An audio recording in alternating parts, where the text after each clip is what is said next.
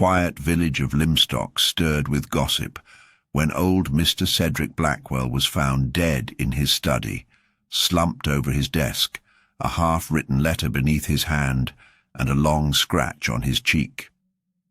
To most, he had been an irritable recluse, the sort who shouted at children and overfed his parrot.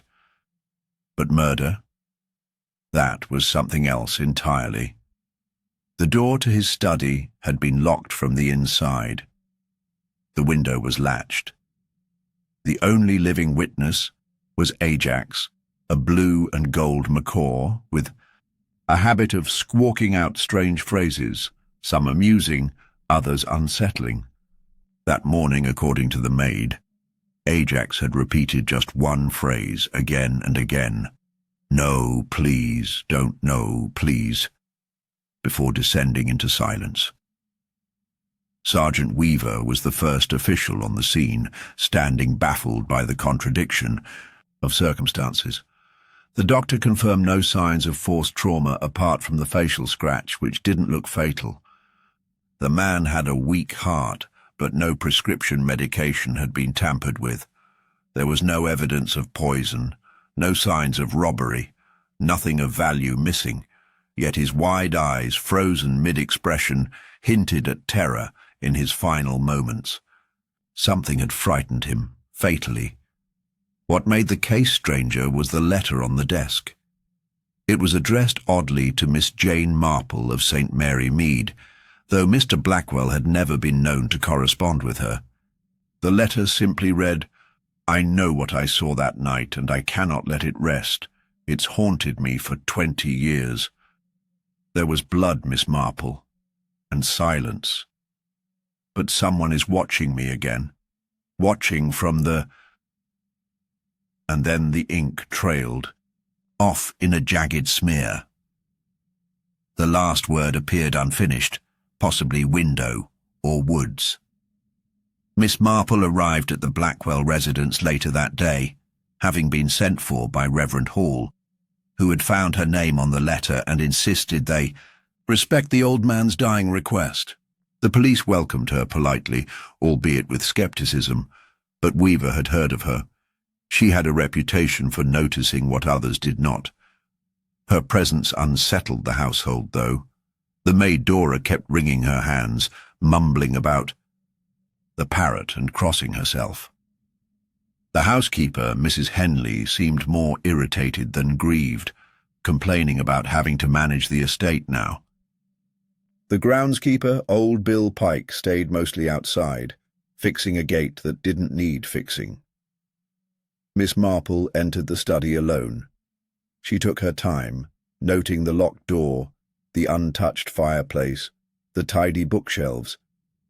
She bent over the desk and examined the letter. The ink bottle was still uncapped. A small blot of dried ink had pooled beneath the pen nib. She noted the man's scratch, deep and fresh, and turned her attention to the parrot's perch. Ajax blinked slowly, then tilted his head and said, "No, please, don't," before preening a feather. "Odd, isn't it?" she later remarked to Sergeant Weaver. "Parrots repeat what they hear, yes, but not always immediately. Sometimes they mimic conversations from days or weeks ago. I wonder, when did he first say that phrase?" Weaver shrugged. "The maid says this morning was the first time she heard it." Said Miss Marple, frowning.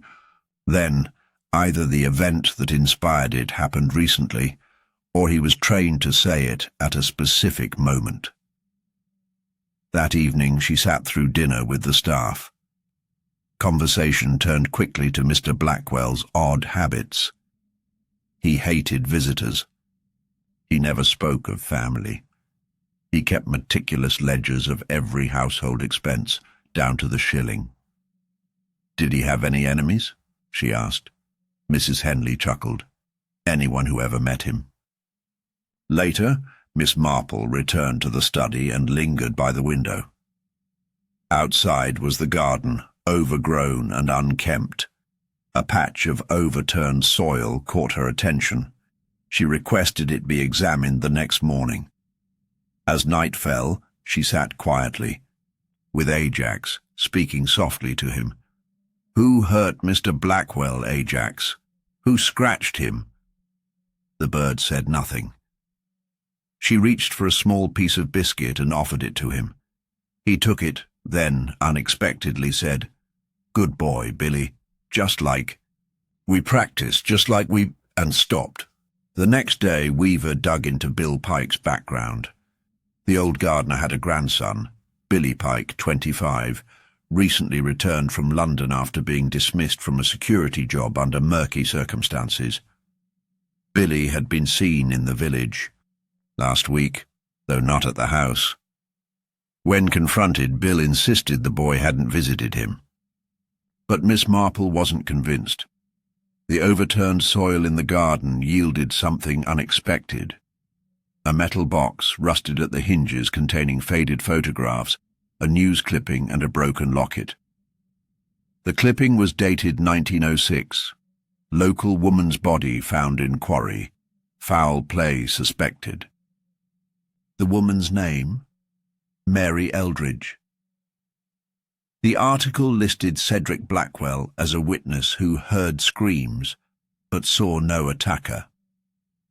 He had been 21 at the time. Miss Marple read the article thrice before sitting in silence. Then she asked for Billy Pike to be brought in. The young man was agitated, pale, and defensive. "I didn't kill anyone," he insisted. I came to get the box." "It was my mum's. She told me before she died. Said there were things in this house that belonged to her. That she was Mary Eldridge's daughter. Said Blackwell knew the truth about how she died." "Then why not come forward?" Miss Marple asked. "He wouldn't listen. I tried last week, he threw me out. Said if I showed my face again, he'd have me arrested. But the parrot, the bird, he started saying things. I think the old man made him say it, trying to scare me." "But why the scratch?" she asked quietly. Billy hesitated. "I lost my temper. I just wanted to talk, but he grabbed me. I pushed him, he fell back. Ajax got in my face, I must have startled him. He clawed Blackwell right across the cheek. So you didn't mean to kill him?" "No, he just dropped. Heart gave out, I guess. I didn't even stay. I locked the door, panicked. Left." Miss Marple nodded. "And Ajax, of course, remembered everything, including your name." Sergeant Weaver made the arrest, reluctantly. Billy wasn't a murderer by intent, but the law would see it as manslaughter at the least. The parrot became a minor celebrity in Limstock, though Miss Marple thought it rather distasteful. Before returning to St. Mary Mead, she stood once more in the study, watching Ajax twist his head. "Good boy, Billy," the bird said again. "Just like we practiced." "Indeed," she murmured. "But some things, no matter how well rehearsed, will always reveal the truth in the end." Miss Marple remained in Limstock longer than expected, declining the vicar's offer to escort her back that afternoon. Something had not settled in her mind, not the confession nor the convenient simplicity of events. Billy Pike's account might have matched the circumstances, but she had lived long enough to know that a neat confession often concealed an untidier truth. She returned to the study alone once more, this time with a deeper intention. Ajax squawked. Nothing unusual now, just a few garbled syllables and clicks. But the silence of the room, the preserved stillness, stirred something in her. She moved toward the bookshelf beside the desk and scanned the titles. Nothing struck her as unusual until she noticed that one volume, An Introduction to Ornithology, sat precisely half an inch forward from the rest. She leaned in. A faint smear of grease marked its spine, almost like a thumbprint. When she pulled it, It shifted slightly but didn't come free. Behind it, tucked into the hollowed space where pages had once been, was a tiny camera, an older model, concealed in the book as if part of a secret surveillance setup. She examined it more closely. Its lens was angled toward the desk, discreet and embedded. Curious, she thought. A man like Blackwell, paranoid enough to hide a camera in his own study, must have been afraid of someone or something within his closest surroundings. She tucked the find into her handbag and left the room without a word, seeking out Sergeant Weaver. He was standing in the drawing room, speaking with Dora, the maid, who looked nervous as a cornered rabbit. Miss Marple paused and listened just outside the threshold. "I didn't touch anything, I swear," Dora was saying. "He was already stiff when I went in." Weaver nodded absently. "We're just confirming timelines, that's all. You said you heard the parrot talking before." "You entered?" Dora clutched her apron. "Yes, but not just the no please bit. He said something else. Let go, I think. But I was too scared. Thought he was playing one of those gramophone records again. Mr. Blackwell liked doing that sometimes, just to catch me jumping." Miss Marple stepped in gently. "Records, you say?" Dora turned pale. "Oh, I didn't mean to." No, Miss Marple assured her. "You've been very helpful. Did he often play them for the bird?" "He recorded all sorts, made Ajax mimic voices, taught him words that way. Sometimes he'd even play old arguments, things he recorded from the telephone. He was peculiar like that." "May I see his collection?" The girl hesitated, then nodded and led her down to a cabinet near the gramophone. Dozens of labelled records sat inside. Dora cleaning, garden argument 1954, Henley dispute, parrot training, let go. Miss Marple's hand paused over that last one. "Fascinating," she whispered. She brought the record to Weaver, who now looked slightly irritated at the new twist. "Are you suggesting the bird wasn't mimicking a live event at all?" "I'm suggesting we may be interpreting Ajax's words too literally. Perhaps the voice he echoed wasn't Billy Pike's, but something rehearsed. Or something planted." Weaver scratched his head. "But the confession may be sincere in his mind. But someone else may have primed the stage long before." Back in the study, she played the parrot training, "Let go" record. Ajax straightened as the old man's voice came through. "Let go, Billy, let go. No, please don't." The tone was theatrical, but chillingly familiar. Ajax repeated the phrase in perfect mimicry just moments later. Miss Marple's eyes flicked up to Weaver. "Do you hear it?" He nodded slowly. The exact phrase the maid claims Ajax said. Meaning, she said B. Blackwell recorded that phrase himself, perhaps for training, or perhaps for insurance. Now why would a man anticipate needing to fake a moment of terror, complete with his own parrot as a witness? The room fell quiet, the weight of doubt creeping in. Weaver crossed his arms. If Billy didn't do it, who did? Miss Marple gave him a patient look. "I'm not saying Billy wasn't involved, but perhaps he didn't act alone. Or perhaps someone used Billy's presence as a convenient distraction."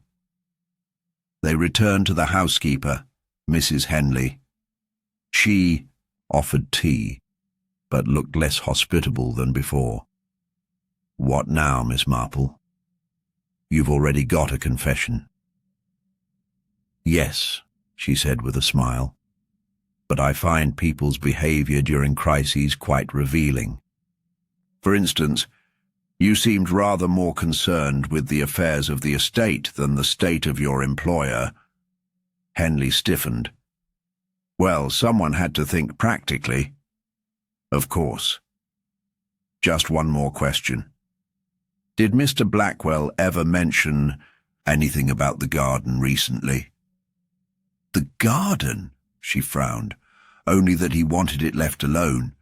Said Bill was too old to manage it anymore. Miss Marple nodded. And yet he allowed Bill to keep working. Well, he couldn't. Sack him. Bill's been with the family longer than I have. And yet he didn't trust him. Intriguing. Mrs. Henley began to fidget, just slightly. Miss Marple thanked her and returned to the garden, walking alone this time. She paused at the patch where the box had been unearthed. Something was wrong. The soil had been disturbed again. She knelt, pressed her hand down and felt it. Soft earth, not yet settled. She dug lightly with her fingers and found, to her surprise, a small velvet pouch, freshly buried.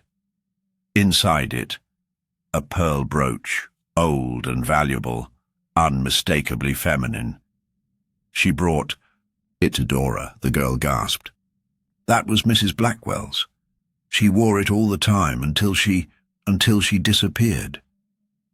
Miss Marple's expression didn't change. I thought she died abroad. That's what he told everyone. But I always thought it strange. She left without saying goodbye to anyone, took no bags, left her dog. Weaver, now thoroughly unsettled, began checking the missing person records. There had never been an official file for Mrs. Blackwell. Her absence was quietly accepted by the village. By the end of the day, the theory had begun to form in Miss Marple's mind, still blurred at the edges, but beginning to take shape. Someone had staged the study. Someone had used recordings, a parrot, and a convenient young man to distract from a much older truth. The full picture remained obscured, but the first brushstrokes of deception had emerged. And Miss Marple, ever so gently, was beginning to paint in the rest. Miss Marple rose early the next morning, a chill wind brushing through the hedges as she stepped quietly through the gate of Blackwell's garden. The earth was still soft where she'd found the brooch, but she wasn't there to dig. She wanted to look at the house from this angle, to view the windows from where an outsider might watch, or an insider might signal. Her eyes paused on the study's narrow window. Just a few feet below it stood a rose trellis, weathered but firm. One could have climbed it with care. The window was latched when Blackwell was found, but that could have been arranged after the fact. Back inside, Sergeant Weaver was seated in the drawing room, reviewing his notes. Miss Marple joined him and suggested they speak again with each of the household members. This time, she said softly, I should like to ask the questions. They began with Dora, who arrived wringing her hands, her apron already damp from nervous rubbing. Miss Marple offered a kind smile. You've been very helpful, my dear. I'd just like to confirm the sequence of events again. You found Mr. Blackwell around 8:30, yes? Yes, miss. I knocked with his tea like always, no answer, so I waited.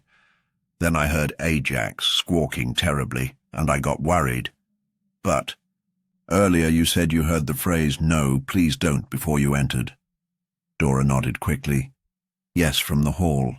It was Ajax, repeating it over and over. And when did you hear the phrase, "Let go, Billy"? Dora hesitated. I think I heard that later. Or maybe the bird said it the next day. Miss Marple's tone remained gentle. Are you quite certain it wasn't while you stood at the door? Dora bit her lip. I'm not sure anymore. I suppose maybe I got it mixed up. She was dismissed gently, and Mrs. Henley came in next, brisk and efficient, her arms folded.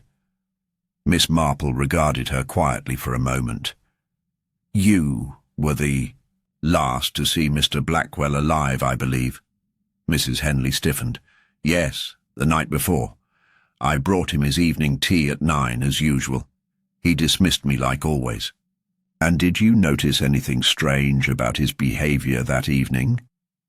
"No more than usual. He'd been muttering all day, paranoid.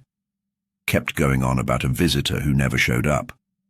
Said someone was coming to get what they didn't deserve." Miss Marple tilted her head slightly. "And yet you didn't mention that before." "It didn't seem relevant. People talk nonsense all the time." "And you didn't hear anything that night?" "The parrot screaming, perhaps." "No. My quarters are across the house." "Of course," Miss Marple said with a thin smile.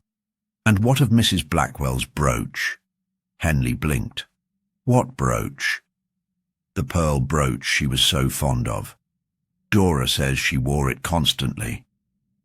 "I wouldn't know," Henley replied, her voice flat. "She left years before I came to the house." "But her picture still hangs in the hall," Miss Marple pointed out.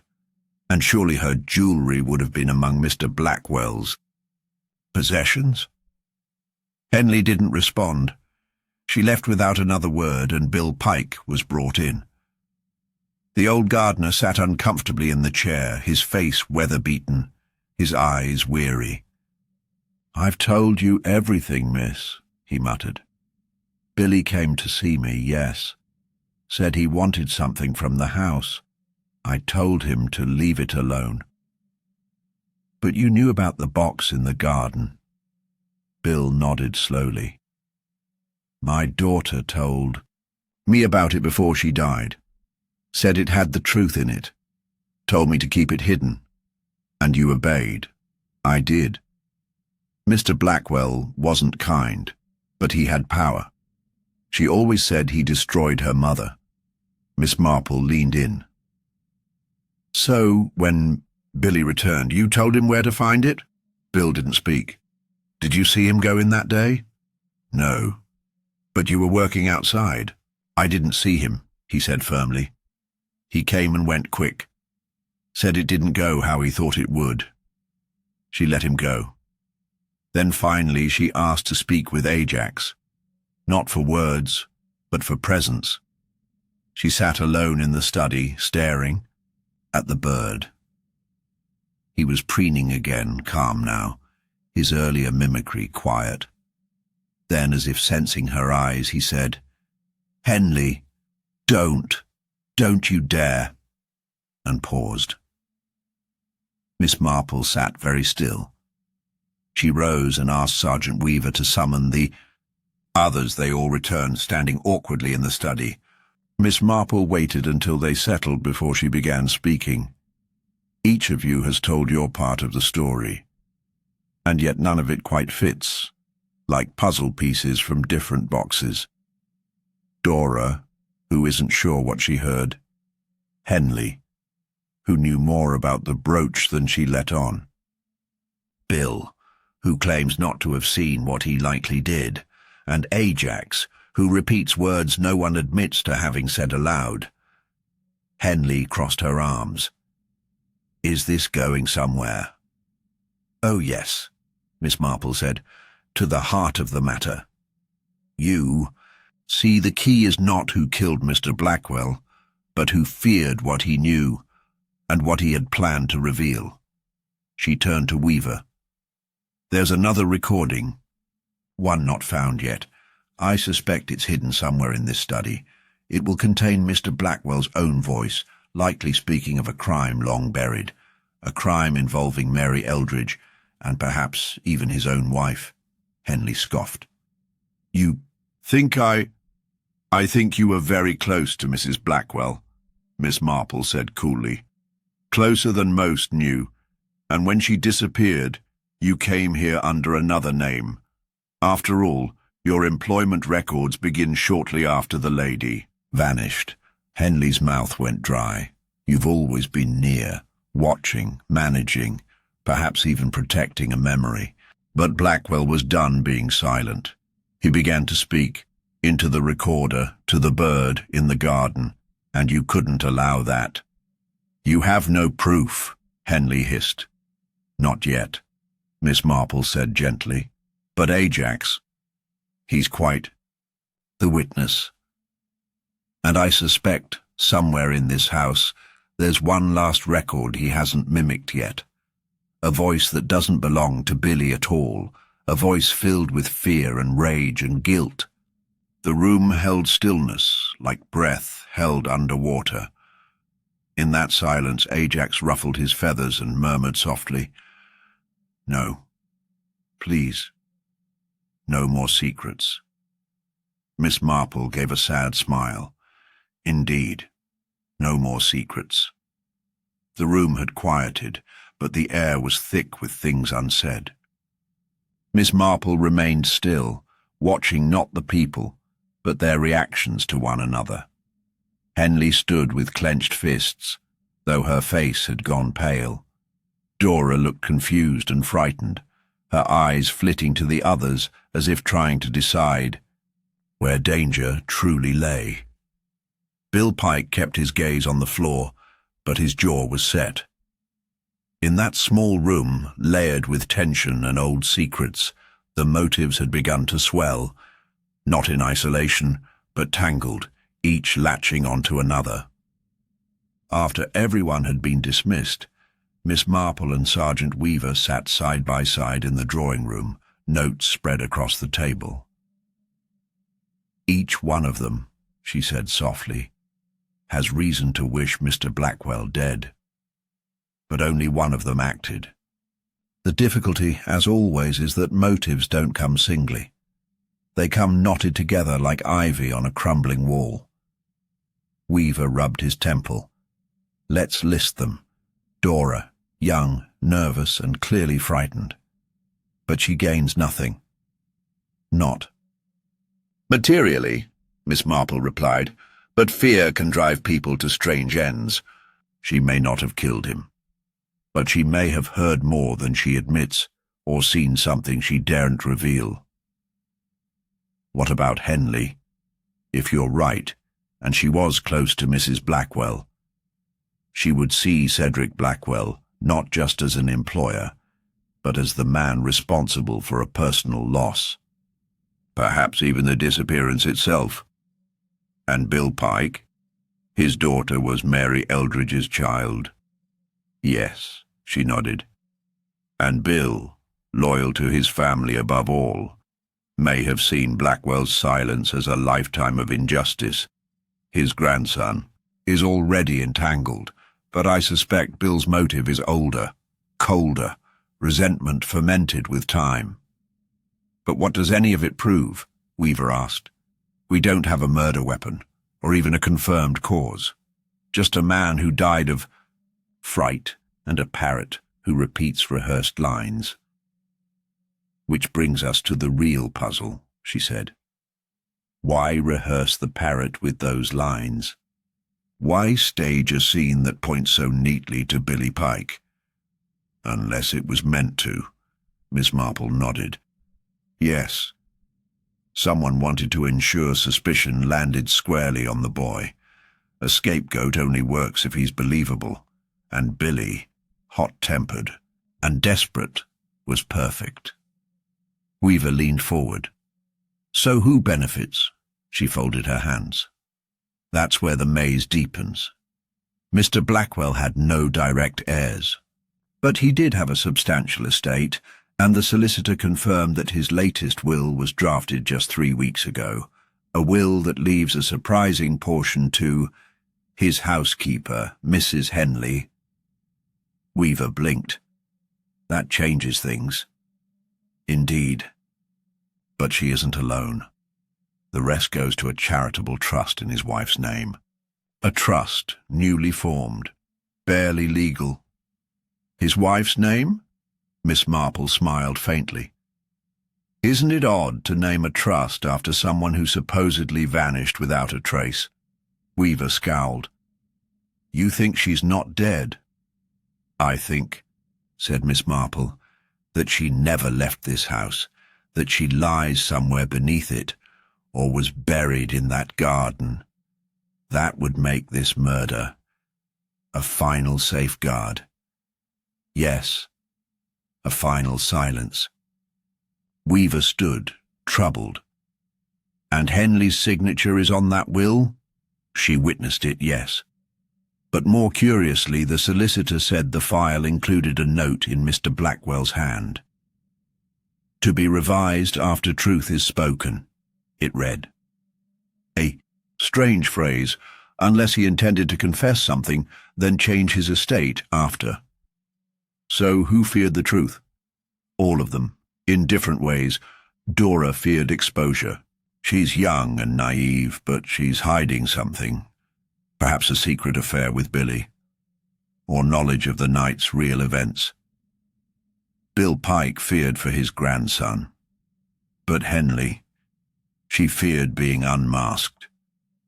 "And you still think there's another recording?" "I'm sure of it," she said. "Blackwell was meticulous. He hid things well, but never destroyed them. If he confessed aloud, he would have preserved it, as protection." Weaver nodded. "We'll search the study, every corner." They began that evening, behind the bookshelf, beneath the desk, inside the baseboards. Finally, it was Miss Marple who knelt by the parrot's cage. He trusted Ajax, spoke to him constantly. What if he hid it close? She tapped lightly on the floorboard under the perch.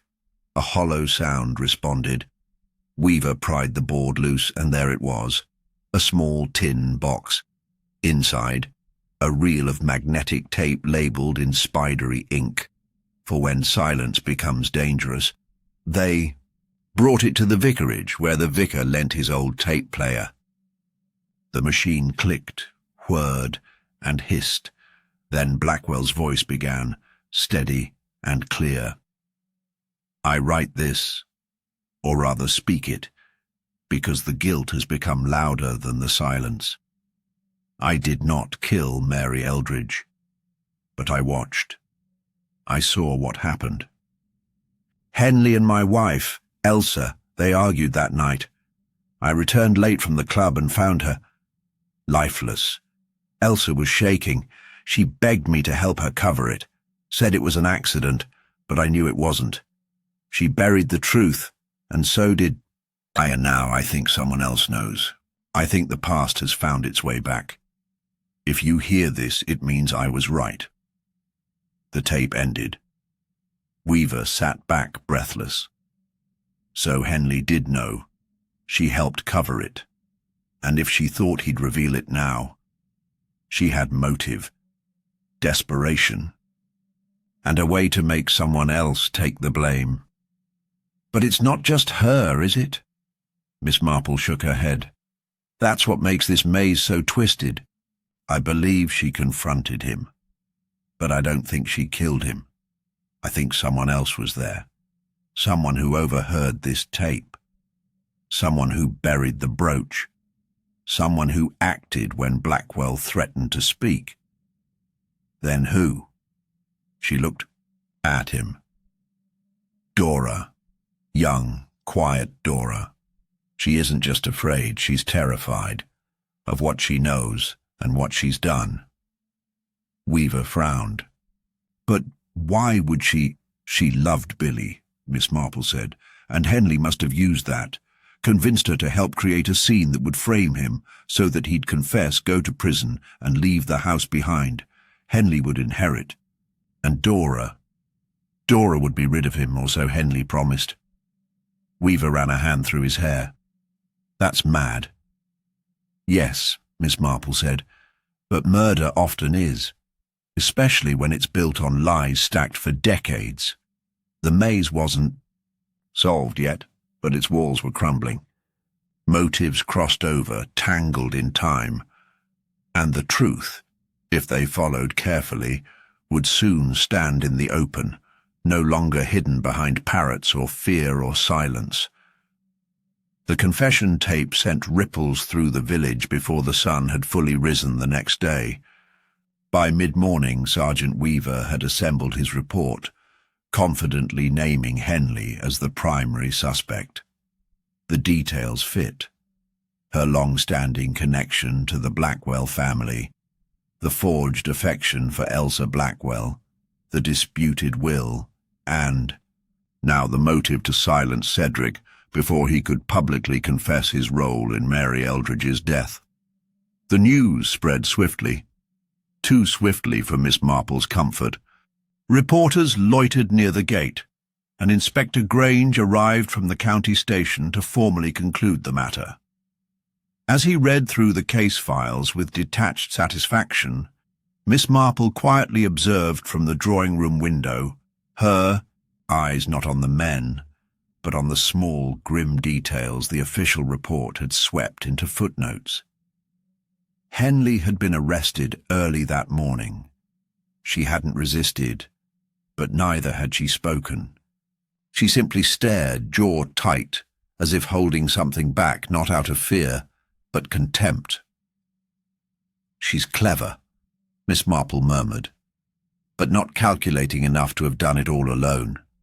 Not this." Grange dismissed her concern. "We have motive, means, and opportunity. A confession tape naming her, and a financial gain that seals it. I'd say we've got the case closed, thanks to your help, Miss Marple." She gave a small smile. One does try to be helpful, but something nagged at her. The speed with which the conclusion had been drawn was unsettling. Weaver had begun to doubt as well, though he hadn't voiced it. He glanced at Miss Marple, with uncertainty as Grange continued dictating his formal statement. That evening the house was quiet again. The garden glistened with dew. Ajax stirred restlessly in his cage, as if sensing an unfinished tale. Miss Marple sat in the study, the gramophone silent now, the air dense with finality that didn't feel final at all. She looked again at the perch, then at the hollow space beneath the floorboard, where the tape had been hidden. Blackwell had gone to lengths to record his truth, but not to expose his killer.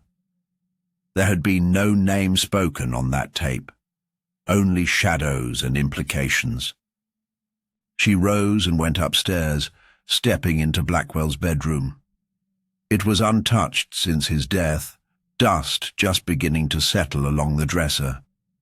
She opened drawers, not searching for hidden compartments this time, but for something more ordinary, something only a man like Cedric Blackwell would have left behind without a second thought.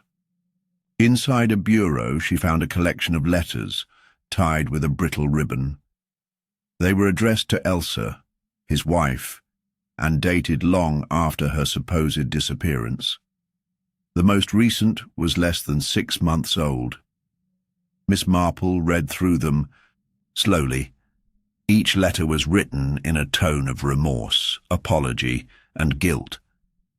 Yet all referred to Elsa as if she was still alive and in hiding. She returned to Weaver immediately. "Henley didn't kill him," she said without preamble. "She may have wanted to, but she didn't." He looked up, startled.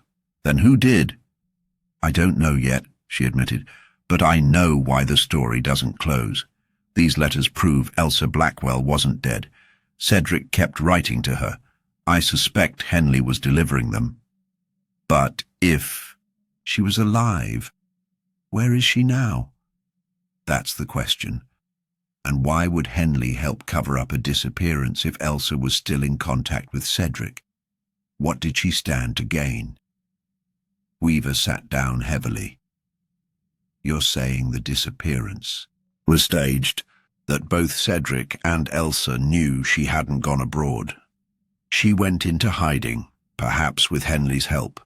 Perhaps she threatened Cedric, or perhaps he threatened her. Either way, the motive for silence runs deeper than inheritance. It's emotional, something personal. That night Dora didn't come to dinner. The staff said she wasn't feeling well. Miss Marple requested to see her.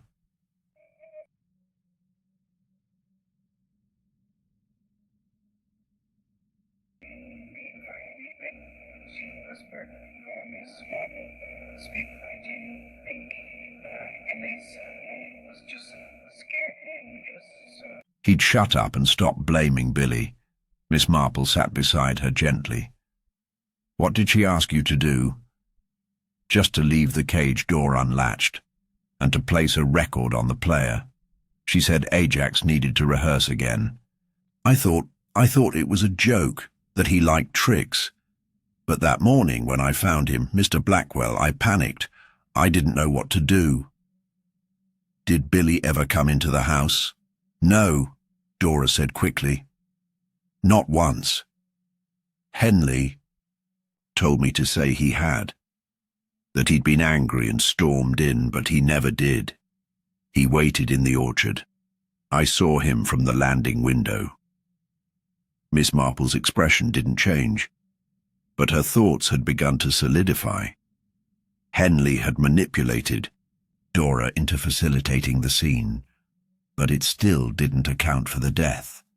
Ajax couldn't kill a man, and neither could a gramophone record.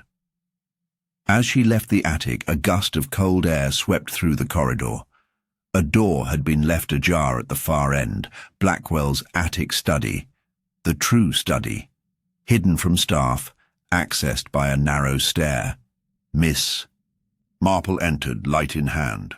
Dust lined every surface. Stacks of old journals, more recordings, and a small locked box sat beside the window. The key was already in the lock. Inside, she found one final recording, short, labelled only E. She took it down to the gramophone and played it alone, Elsa's voice trembling. He won't let me go, Jane. He says if I leave again, he'll make sure everyone knows. About Mary, about the quarry. But I can't take this life anymore. Cedric watches everything, even the parrot. If I disappear for good, you'll know it wasn't my choice. Miss Marple turned the record off. For a long time she didn't speak. Then she stood, hands trembling slightly, and walked to Weaver. It wasn't Henley, and it wasn't Dora. It was Cedric Blackwell. Weaver looked baffled. He killed himself? No, she said quietly. But he orchestrated his death. He created the illusion that he was in danger, that someone wanted him silenced. He trained Ajax, planted evidence, wrote letters and played the victim. But why? Because he knew he'd lose everything once the truth came out. About Mary, about Elsa, and about what he did to her. So he built a performance so convincing that the blame would fall elsewhere. On Henley, on Billy, on anyone but himself. But how? Did he die? Miss Marple turned toward the study window. That's what we still don't know. But I believe someone called his bluff, someone who knew he was staging a drama and decided to finish it, on their terms. The case isn't closed, Sergeant. It's only just reached its darkest hour. The next morning broke with a dense fog hanging over Limstock, turning the village into a blur of silhouettes and muffled sound. Inside the Blackwell house, the tension had shifted from resolution to doubt. Sergeant Weaver had officially paused Henley's processing, citing new inquiries, though Inspector Grange was far from pleased. Miss Marple, however, was not concerned with the inspector's irritation. She sat at the breakfast table with a pot of weak tea and a thick envelope she had taken from Cedric's attic study. Inside were court documents, newspaper clippings and letters, some decades old, others yellowed with age, but marked in Cedric's distinct hand. The dates told their own story, circling back to a tragedy that had never fully faded. The death of Mary Eldridge. There had never been a resolution. Her body, found near the quarry, had raised whispers in the village, but no formal charge had ever been made. Blackwell's name had surfaced in connection only briefly. He'd reported hearing screams that night, but in the envelope Miss Marple now held, there were 3 letters from someone who signed only with the initial E. They were addressed to Cedric, each written in frantic cursive. "She didn't fall, Cedric. She was pushed," one read. "I begged her not to come to the house that night. Jane told her not to confront you, but she was furious. You said things, cruel things." And beneath that, scrawled hastily in pencil, "If they ever find out she was here, it's over. For both of us." Miss Marple folded the letter and looked out the window. "Jane," she murmured. "Not me, but Henley. Jane Henley." She rose and walked briskly to the kitchen, where Bill Pike was taking his morning tea. He glanced up, surprised to see her. "It's early, miss." She sat across from him. "Bill, I want to ask you something I suspect no one else ever did. The night Mary Eldridge died, did she ever come to this house?" He froze. The mug in his hands trembled slightly. "What makes you ask that?" "She was close to someone. Here. Perhaps your daughter. Or perhaps someone else entirely. I think she came that night to confront Cedric Blackwell. I think she'd discovered something she wasn't meant to know." Bill's voice was low, nearly a whisper. "She came. Here, yes, my daughter followed her, trying to stop her. Mary was angry, talking about Cedric and another girl. Said he'd made promises, but he was engaged to someone else. She wanted to expose him. She went in through the side door. That was the last we saw of her. Did your daughter ever tell you what happened after that?" "She wouldn't speak of it," Bill said. "Only that Mary never came out. Next morning her body was found by the quarry." Miss Marple nodded slowly. "And Cedric said nothing. Maintained he only heard screams, covered it all." Bill looked down. "Elsa Blackwell came to see me weeks later, said she wanted the truth, but Cedric had shut her out. Said Jane knew more than she was saying." A silence stretched between them.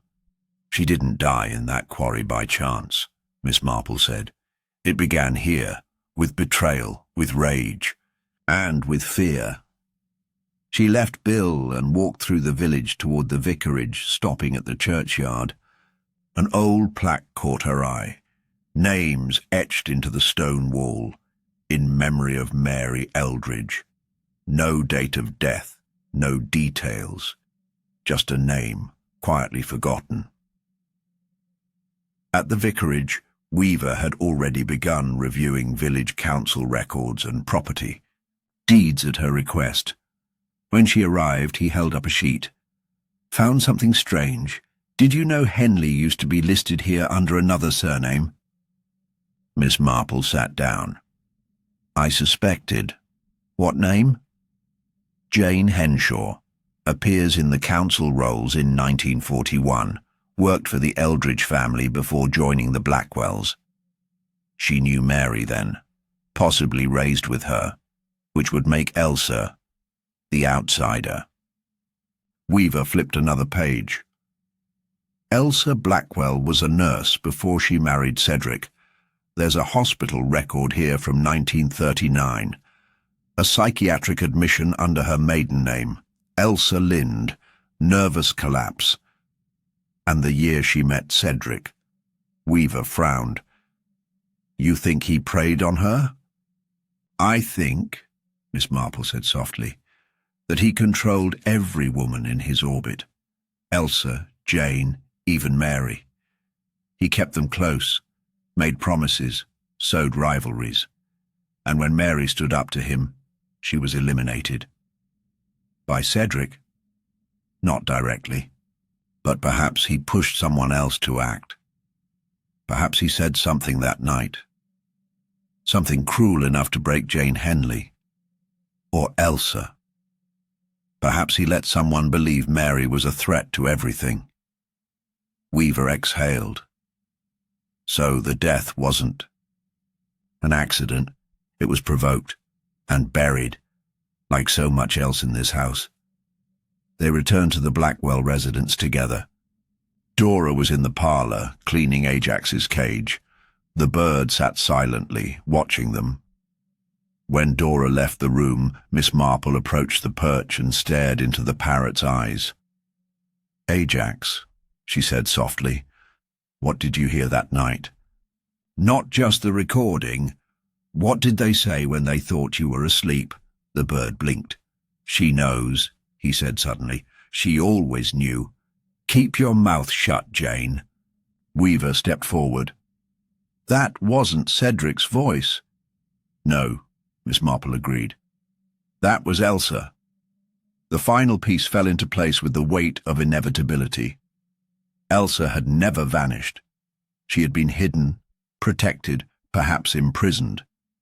Henley had helped her disappear and kept her secret for years. But when Cedric began to speak again, about Mary, about the past, Elsa must have known the silence wouldn't last. She confronted him, perhaps begged him again to keep quiet. But Cedric, always cruel, must have goaded her with that recording. His final twist of the knife. And this time, she didn't back down. They searched the house again. In a bricked-off cellar beneath the old greenhouse, they found a room with signs of long habitation. A small bed, a wardrobe, and notebooks written in Elsa's delicate hand. The room had been abandoned recently. Henley's key ring contained a rusted iron key, one that fit the cellar door. Weaver stared at the chamber in disbelief. She lived down here, hidden, maybe by choice, maybe by guilt, but certainly at Cedric's demand. A fresh trail had begun.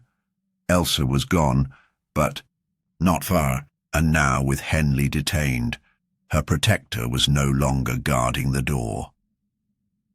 Miss Marple stood at the threshold of that forgotten room, the echoes of the past circling like dust in the air. The murder of Cedric Blackwell hadn't begun in the present.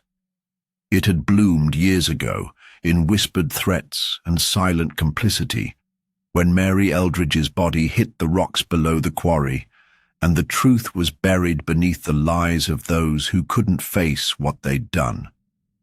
The crime had never been solved because no one had wanted to solve it, until now. As dusk fell across Limstock, the shadows stretched long across the garden where Cedric Blackwell had once insisted every blade of grass be clipped to precision. The house, though quieter, pulsed with the weight of unspoken revelations.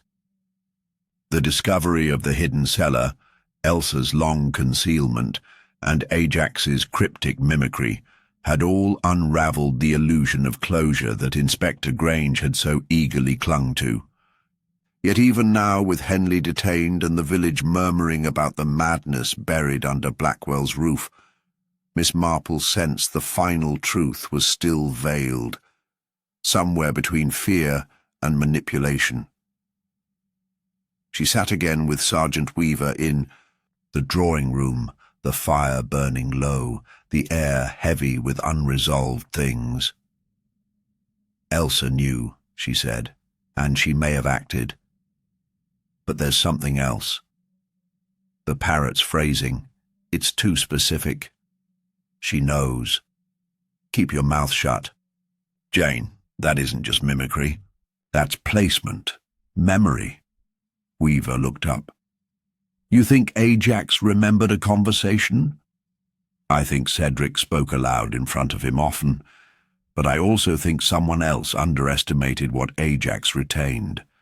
He's not a machine.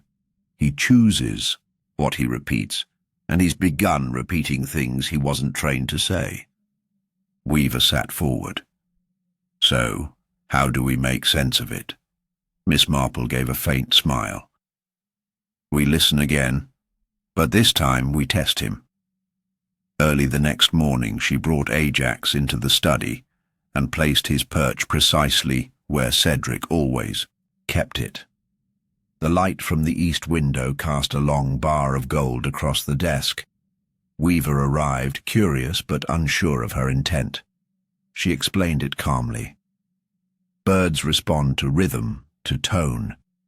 But more than that, they respond to patterns of attention. We need to find what triggers Ajax's memory, and for that, we need to recreate the environment exactly. They set up the desk with Cedric's ink bottle, open just as it had been, the same fountain pen laid beside it. The gramophone rested nearby, silent but present. A teacup, chipped on one edge, was placed beside the blotter. It was all as it had been the morning he died. Miss Marple waited until Dora entered the room. The girl hesitated, startled to see everything as it had been. Should I not clean yet? No, Miss Marple said gently. I'd like you to do exactly what you did the morning you found him. Bring in the tea, set it on the desk, then step outside again. Nervously, Dora did as asked. She placed the tray down, her hands trembling slightly, then stepped back toward the door. Ajax ruffled his feathers. Please, not again, he said suddenly. Not again. Weaver froze. Miss Marple stayed perfectly still. Repeat that, she whispered. Ajax stared at the desk. Not again. I said I was sorry, it's too late. The words tumbled out in Cedric's voice, but the rhythm was disjointed, like fragments pieced together from multiple conversations. Then, as Dora hesitated in the doorway, Ajax turned toward her and clicked his beak. You said you'd stop. Dora went pale. Weaver stood. Did you say that to him? She didn't answer. Miss Marple rose and approached the girl. Dora, the bird isn't inventing this. He's remembering. Cedric must have repeated those words, possibly after a confrontation. And you must have been there. Dora's hands trembled. He said I was like my mother, that I'd ruin everything, that I'd betray Billy the way she betrayed him. I told him to stop. I said I'd had enough. But he laughed, said I was just a girl in a maid's apron. Weaver's tone was quiet. When was this? The night before, she said faintly. I came in to clean the fire. He told me to go, but he was drunk and he started shouting about the past, about Mary, about what Jane did. He said he had all of them in his fist again, that no one could touch him. I just wanted him to shut up. But you didn't kill him, Miss Marple said. No, she said. And then her voice cracked. But someone else heard. Someone else was listening. I saw the shadow pass across the study door just before I left. I thought it was Jane. I didn't tell anyone because I was afraid they'd think it was me. Miss Marple nodded, slowly. And then, the next morning, you were the one who played the recording. Set the scene. I thought if it looked like Billy had done it, no one would look at me, or Jane. But now I think she was already gone. She? Weaver asked. Elsa, Dora whispered. She'd stopped coming up. I think she left. Through the cellar the night before. I think she knew it was going to happen. Miss Marple turned to Ajax, who now sat quietly. And what about you, clever thing? Do you know who it was? Ajax blinked once, then whispered, Good girl, just Like I taught you. A silence fell. Dora covered her mouth. That wasn't Cedric's voice, Miss Marple said softly. Weaver stared at the bird. Then who? Miss Marple straightened. Elsa. It was Elsa's voice. She turned to Dora. He taught her everything, didn't he? Controlled her, like he controlled everyone else. And in the end, she turned that control back on him. But where is she now? Weaver asked. Miss Marple glanced toward the garden. Somewhere close, somewhere she knows they won't look. But if we want to find her, we'll need to let Ajax lead the way. After all, he remembers every word that matters.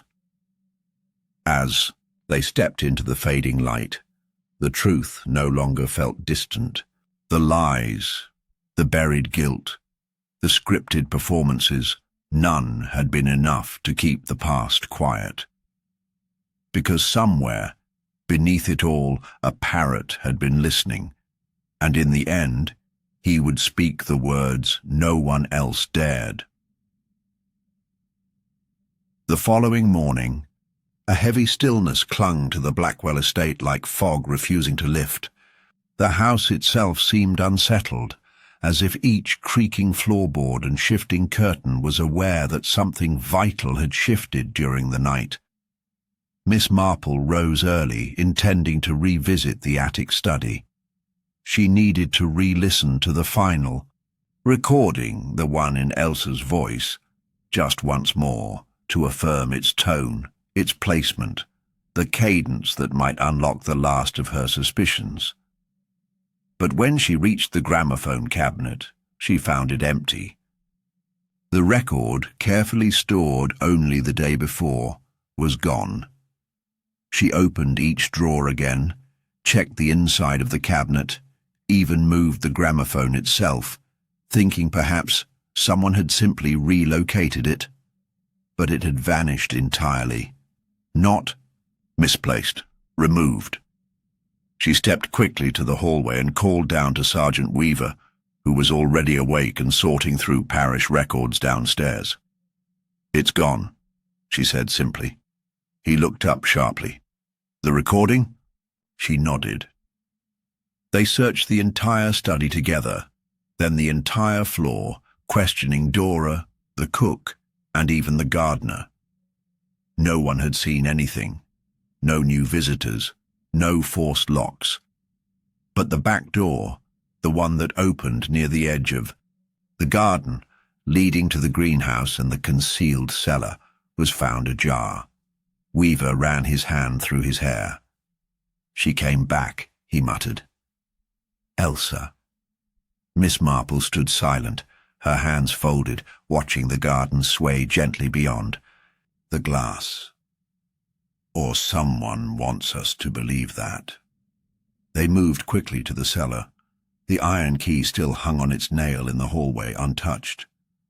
But when they descended, they found a set of faint scuff marks in the dust, fresh movement on the floor. The wardrobe had been emptied, the papers gone, the bed stripped. Not in panic, but deliberately. It was as if someone had collected only what mattered and left behind the rest. "She's covering her tracks," Weaver said grimly. "The evidence that linked her to this place, she's removed it." Miss Marple knelt near the wall, where a few pages had fallen behind the chest. She pulled them free and examined the handwriting. "Not Elsa's," she said after a moment. "Jane Henley's. Notes. Fragmented thoughts. Confessions, perhaps. Or guilt." Weaver took them. "This ties her even closer." "But without the recording," Miss Marple said, "we no longer have proof Elsa was present in the house at all, or that she knew what was to happen. Do you think Henley knew these pages were here?" Miss Marple stood. She may have forgotten, or hoped they'd stay hidden, but now someone else is cleaning the trail behind them. They returned upstairs, But the rhythm of the house had changed. Dora was no longer in the kitchen. The cook hadn't seen her since breakfast. Her apron still hung by the door. Weaver began a perimeter check, while Miss Marple moved through the house slowly, observing not just what was present, but what was no longer in its place. A chair had been moved slightly away from the wall, a dish towel folded differently than the others, a faint trace of ash in the study's waste bin that hadn't been there before. Inside the bin, she found a curled corner of shellac, the edge of a record. Charred, but not fully destroyed. Miss Marple held it between her fingers, her face unreadable. She tried to burn it, she said aloud, but the fire wouldn't catch. She passed it to Weaver when he returned. Ajax may still have more, she added, but someone clearly wants that bird silent too. Weaver frowned. Dora's missing.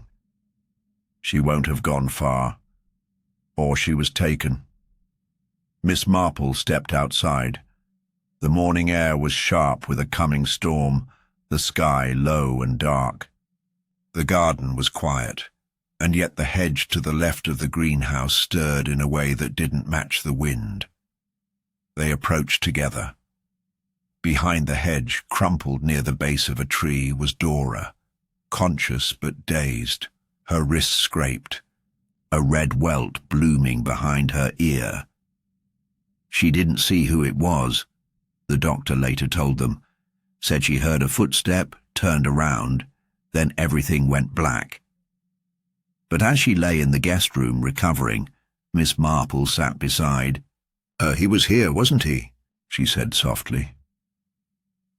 Cedric had a brother, or half-brother. Records show a Henry Blackwell, born to another woman, never acknowledged, but known. A man who served time vanished and reappeared when no one noticed. Dora blinked at her slowly. "You were frightened of Cedric, yes, but not as much as you were of someone else, someone who wanted you quiet." She didn't reply, but the silence stretched far too long to be mere confusion. Miss Marple stood. "The recording is gone. The page is burned. You were attacked. This isn't coincidence. Someone is erasing every piece of the story before we can piece it together." Downstairs, Ajax began to screech again, not his usual mimicry, something shriller, frantic. Weaver ran in from the veranda, breath short. The bird. Someone tried to take him. The cage was unlocked. I found it open on the floor. They moved quickly. Ajax had flown only as far as the top of the drapery rod in the study, wings spread, eyes sharp. He repeated only one phrase. "Wrong. One. Always the wrong one." Then again, louder. "Wrong girl."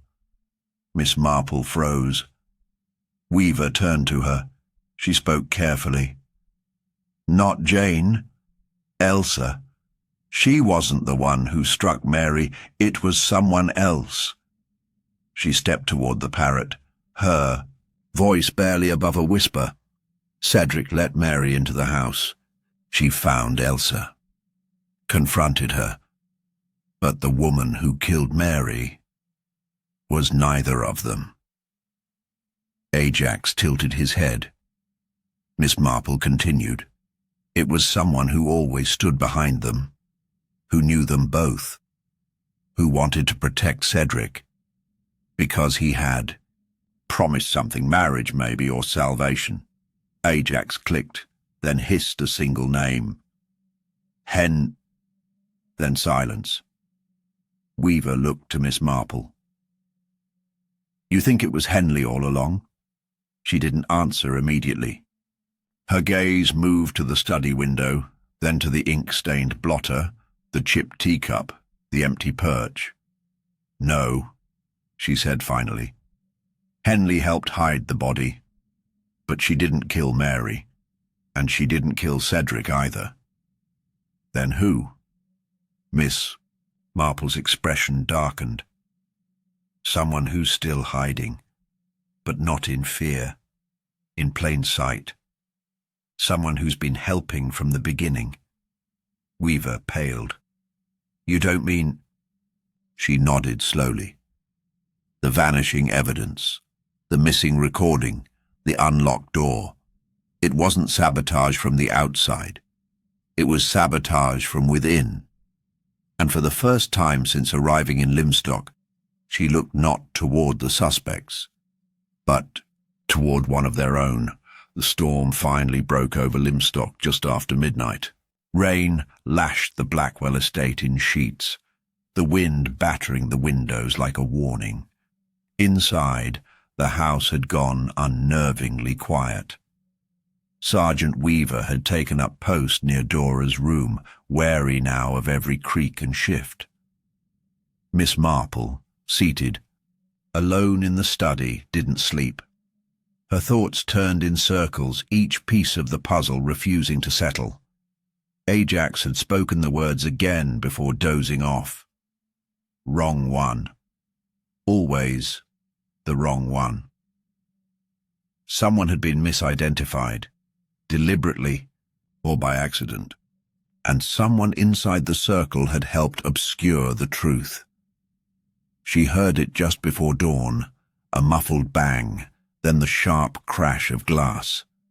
Weaver was already running by the time she reached the hall. The sound had come from the back of the house, near the kitchen. They moved quickly, crossing through the narrow passage, following the wind that now poured through a broken window pane. A body lay crumpled beneath the pantry shelves. At first, Miss Marple thought it was Dora, but as Weaver turned the figure gently onto its back, the truth struck like lightning. It was Jane Henley.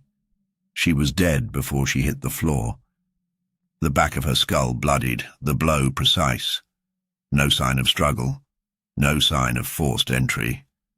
Just the same quiet, calculated violence that had silenced Mary Eldridge decades ago, and Cedric more recently. Weaver backed away, his breath ragged. She was in custody, released yesterday. The magistrate cited lack of evidence, said without the recording she couldn't be held. Miss Marple's hands trembled only slightly as she touched the edge of the pantry door. Someone knew she'd been let go. Someone was watching, waiting. Weaver looked sick. Whoever it is, they're not done. No, she murmured. They're tying up loose ends. He stood. We need to get Dora out of this house. Miss Marple nodded, but something else was already pressing at her thoughts. Not fear, but timing. Henley had been released the previous afternoon, yet she hadn't left the house. She'd stayed here, claiming to rest, to recover her strength.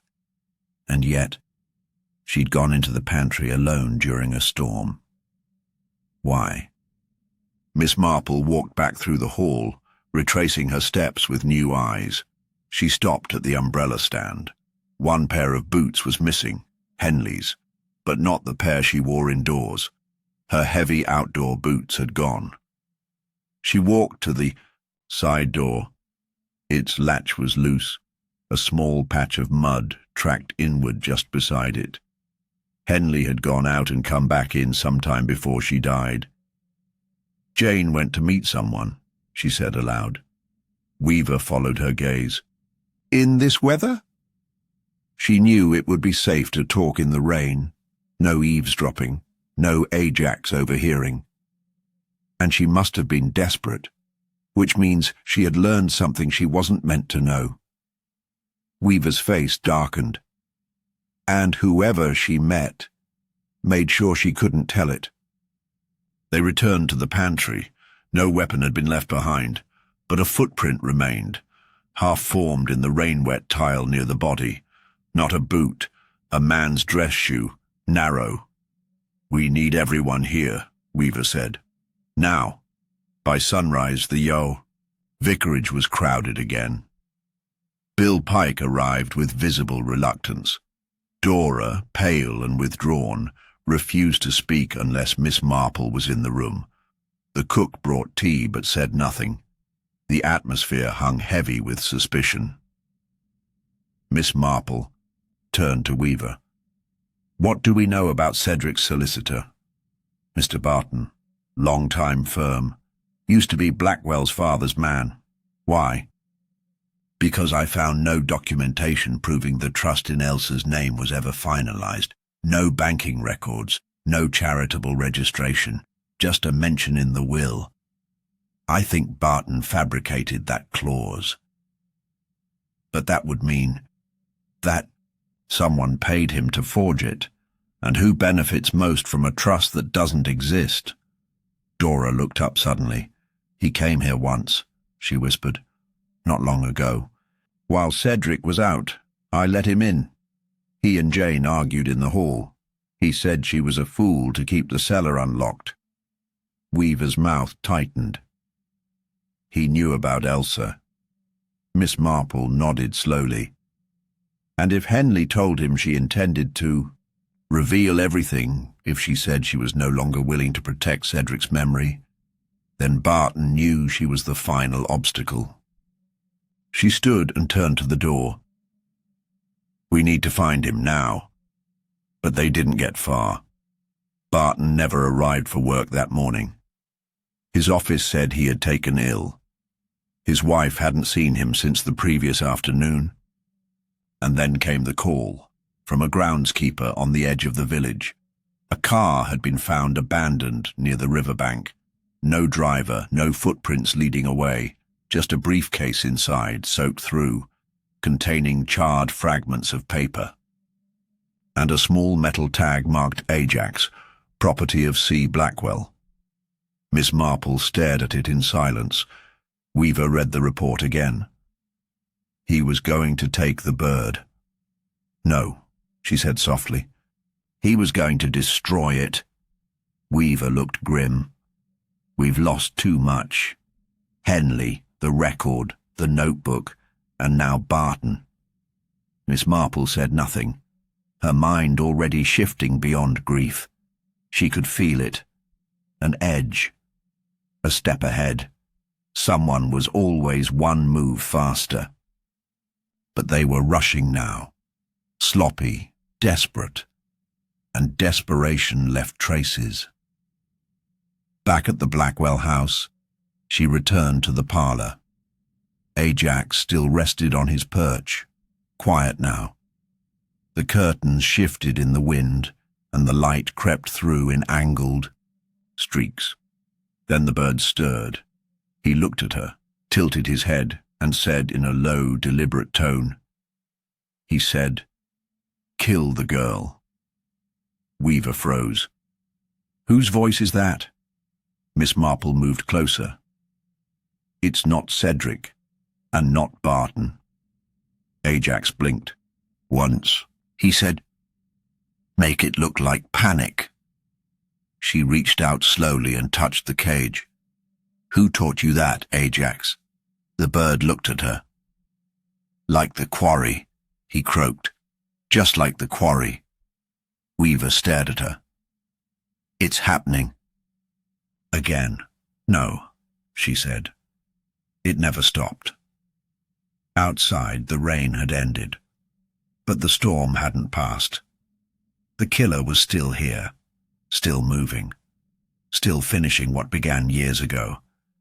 And if they didn't stop him now, he would strike again.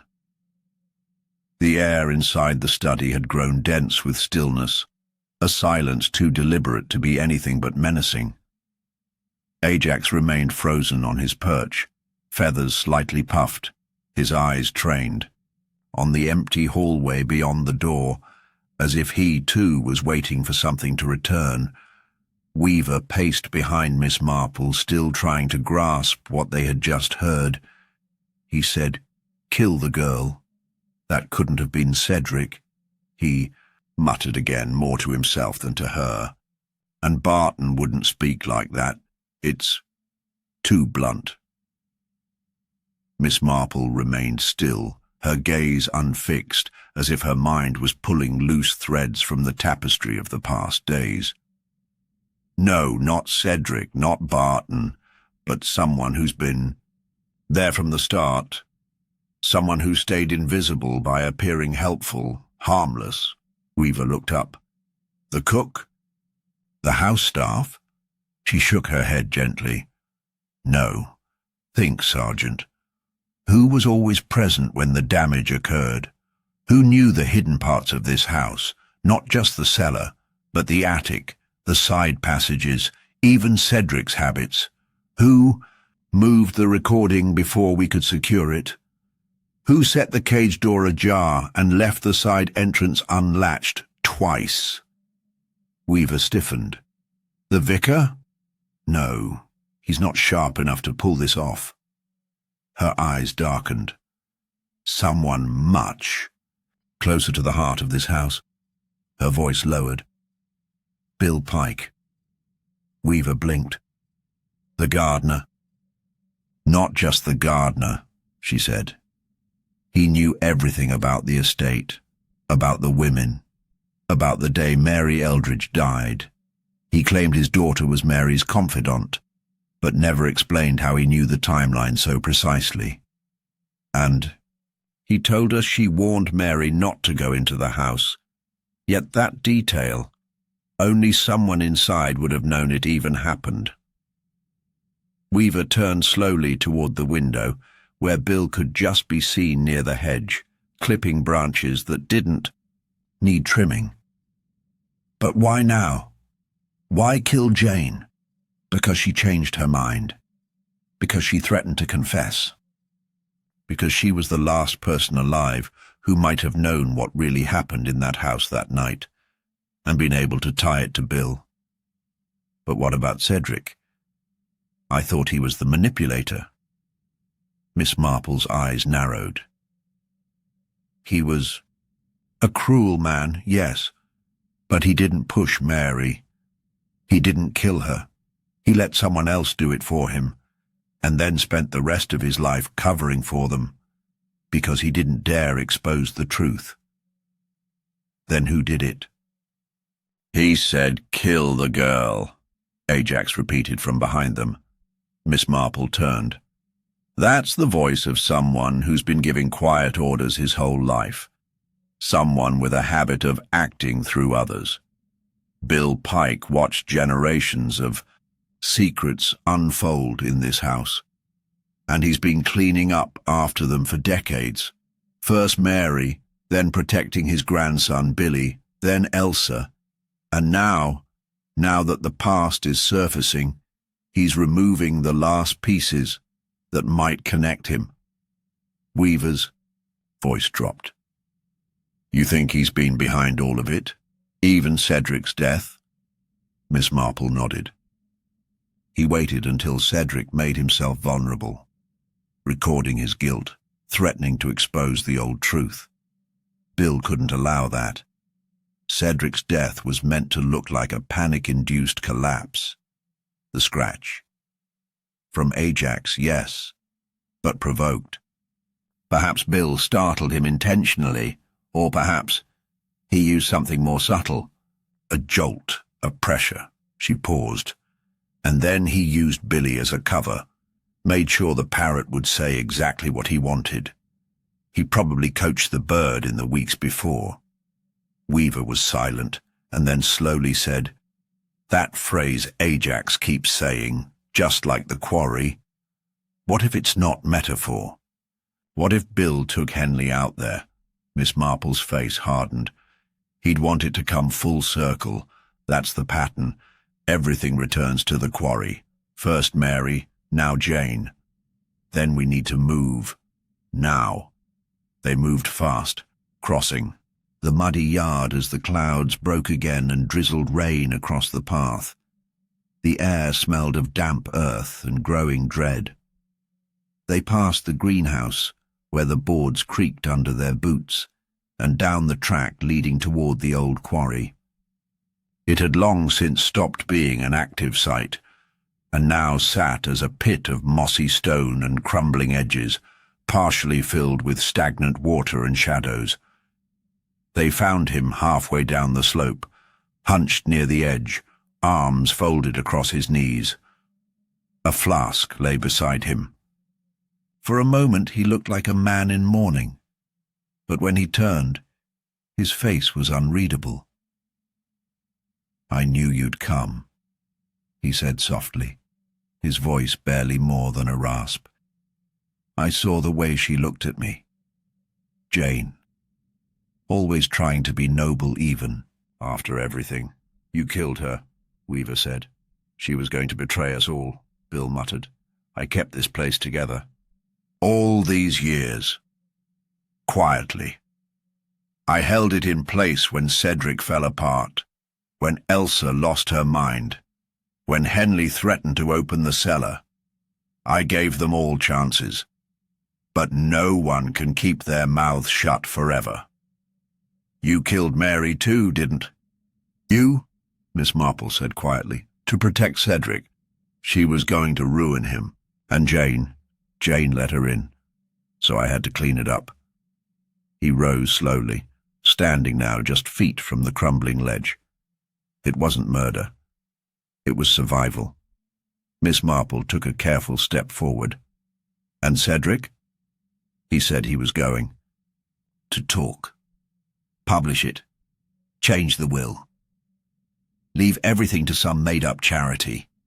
That parrot, always squawking. He didn't know I'd trained it too. Taught it what to say, when to say it. And now," Weaver said. Bill's eyes didn't change. "Now it's all come undone." The earth near his feet shifted with the rain. One wrong move and he stepped back, but Miss Marple's voice cut through the moment. "Ajax remembers everything." Bill froze. "You didn't teach him half as well as you thought. And what he says next, that will decide what happens to you." Behind them the squawk of wings cut through the rain. Ajax, startled from his perch in the nearby tree, landed on a branch just above the quarry's edge. He looked down at Bill. "Pike. Bad man," he said. "Bad man. Not again." And then, in the voice of Cedric Blackwell, "Bill, not again. No." Pike's face crumpled. His knees gave slightly. He didn't run. He didn't fight.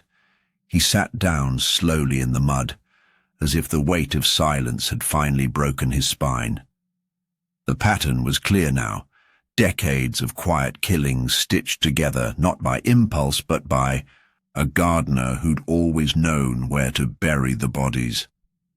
And in the end, it was the parrot, gifted, annoying, persistent Ajax, who remembered what none dared say. Weaver stepped forward to cuff him. Miss Marple turned toward the horizon. For the first time in days, the sky had begun to lighten. Bill Pike sat motionless in the mud, shoulders hunched against the cold drizzle that continued to fall in thin veils over the quarry. His expression, drained of its stubborn restraint, had settled into something else now, an expressionless vacancy, like someone watching the inevitable arrive with slow footsteps. Ajax remained perched above him, his feathers ruffled by the wind, eyes blinking calmly as though satisfied that his words had finally served their purpose. Sergeant Weaver, standing just a few feet behind, moved forward with slow caution, the iron handcuffs in his grasp feeling almost too symbolic now, closing a door not just on a man, but on an era steeped in deception. Miss Marple remained a few steps back, her hands folded in front of her, the same as they had been during countless evenings in St. Mary Mead when she'd listened, without judgment, to truths that others preferred, buried. But even now, with Bill caught, the motive that had driven such precise cruelty still hung in the air like an unanswered riddle. There was more to it, something that hadn't quite surfaced. "I didn't mean for it to be like this," Bill said finally, voice barely audible against the wind. Not back then. Not now. Miss Marple's voice was steady. Then why was? It like this, Mr. Pike. You've confessed to 3 deaths, orchestrated 2 more attempted cover-ups, manipulated a household, and trained a bird to lie. What were you protecting? He didn't look at her. Not what? Who? There was a pause. Even Weaver didn't speak. Bill slowly turned his head toward her, and the weariness behind his eyes deepened into something far more intimate. She wasn't just Mary's friend. My daughter. She was Mary's half-sister. Miss Marple said, "Nothing," though her chin lifted slightly. "Cedric's daughter," Bill continued, "illegitimate. No one ever knew. Mary found out when she was 20. Her mother confessed it on her deathbed, said Cedric had courted her, promised marriage. Then threw her aside when someone wealthier came along. Mary was furious, said she'd expose him, said the world should know what kind of man he was." He stopped, breathing shallowly. "But my daughter begged her not to, told her it would destroy her, that people wouldn't believe her, that the scandal would ruin both of them. Mary didn't care. And that's when you decided to stop her," Miss Marple said. "No," Bill whispered. "That's when Cedric decided to stop her." Miss Marple blinked. He told her to come to the house, promised he'd speak with her, told her to bring the locket. But when she got there, something went wrong. There was shouting. I saw Mary run outside toward the quarry path. Cedric followed. I don't know what he said, what he did, but she slipped. Or maybe he pushed her. But she never came back. And Cedric said nothing, just walked back inside and drank a brandy. "And your daughter?" She blamed herself, said she could have stopped it, said it was her silence that killed Mary. Weaver spoke, low and careful. "So you covered it up?" Bill didn't answer. "You buried the body," Miss Marple said, voice soft. "You staged the scene to look like a fall, and Cedric let you, because he knew you'd never betray your daughter." Bill's lips thinned into a bitter line. "He knew everything, knew how loyal I was. I'd worked for the family since I was 17. He used me for years. When his wife started unraveling, I kept her from wandering into the village. When he brought Henley in, I watched her too.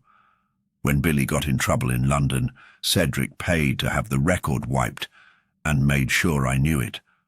I belonged to him." Weaver tightened his jaw. "And so when he started to lose control, when the past began to rise, you panicked." "I told him not to record that tape," Bill said. "Told him he was tempting fate. But he said he was tired, said he wanted to be remembered as something more than what he'd been. That if he could make amends, maybe he could die in peace." Miss Marple's brow furrowed. "So you decided to make sure he did?" "I didn't mean to kill him, just frighten him. Show him that if he spoke, others would suffer.